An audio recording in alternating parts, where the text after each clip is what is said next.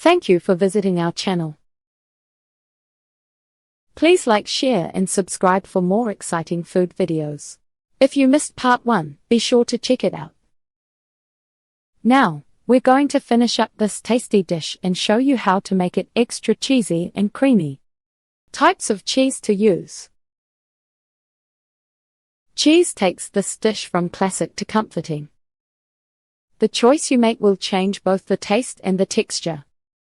Processed cheese like Eden, quick melt, Velveeta. Texture. Melts smoothly and thickens sauce, giving it a velvety sheen. Flavor. Salty, mild and creamy. It blends well with the tomato base without overpowering. Availability. Easy to find and budget-friendly. Fresh cheese like cheddar, Gouda, mozzarella. Texture. Some fresh cheeses melt well but may create a stringy or slightly grainy texture. Cheddar and Gouda melt better than mozzarella. Flavor. Adds a stronger, sharper taste. Aged cheddar gives a deep, tangy kick. Accessibility. Might cost more and won't be as creamy as local Filipino processed cheese. Plant-based or dairy-free cheeses. Many plant-based cheese alternatives melt well and bring creaminess without dairy. These work for vegan versions and those with lactose intolerance. Cheese blends. Mix processed cheese with a bit of sharp cheddar for a creamier sauce and bigger flavor. Optional add-ins and variations. Caldereta is never boring, thanks to all the extras you can toss in. Classic recipes keep it simple, but there's joy in customization. Here's a list of optional add-ins if you want to push past the basics. Olives or pickles. Add bright, tangy bites that cut through the richness. Green peas. Provide a gentle sweetness and lovely color. Hot peppers like Simmering Libuyo. Kick up the heat for spicy caldereta. Liver spread or pate. Thickens the sauce and deepens the flavor. If you're not a fan, swap with smooth mushroom paste. Mushrooms.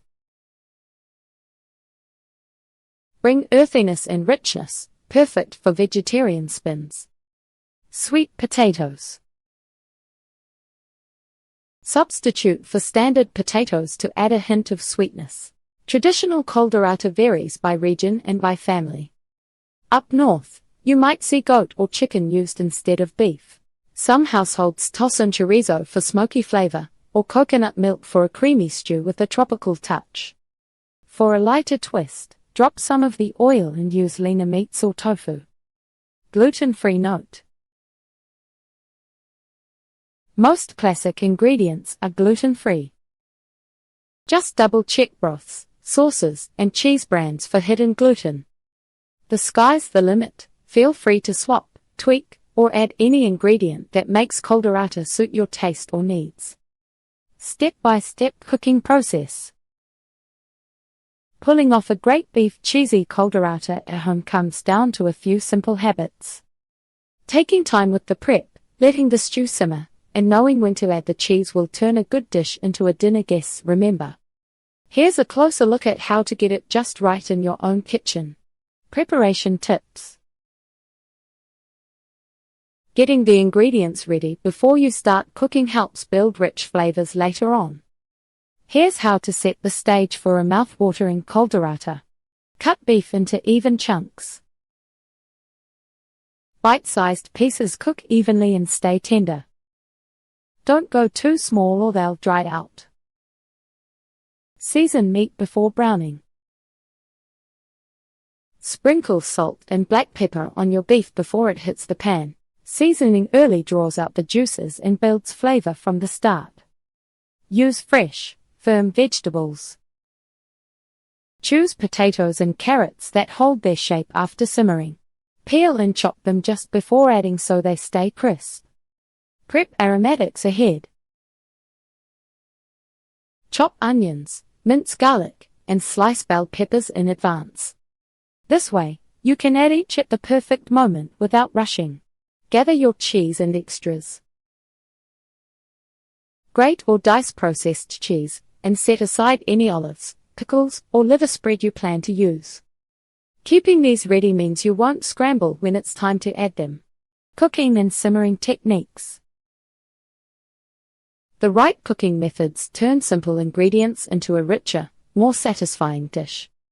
Sear beef for extra flavor. Heat a bit of oil in your pot, then brown the beef in small batches. A golden crust adds depth you'll taste in every bite. Sauté aromatics. Cook onions, garlic, and bell peppers until soft and fragrant. Use the beef drippings for extra taste. Layer ingredients properly. Add tomato sauce and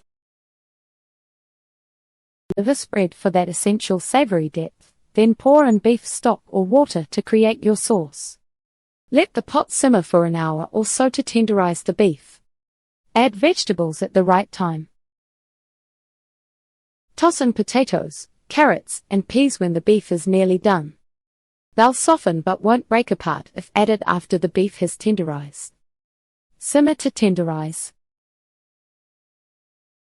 Caldereta is all about slow cooking, so let the pot sit on low heat for 1 to 2 hours. The longer it cooks, the better it tastes. Keep an eye on liquid levels and top up with water or broth as needed. Finish with cheese. Add your cheese in the last few minutes.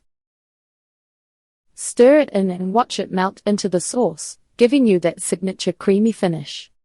Serve hot and enjoy.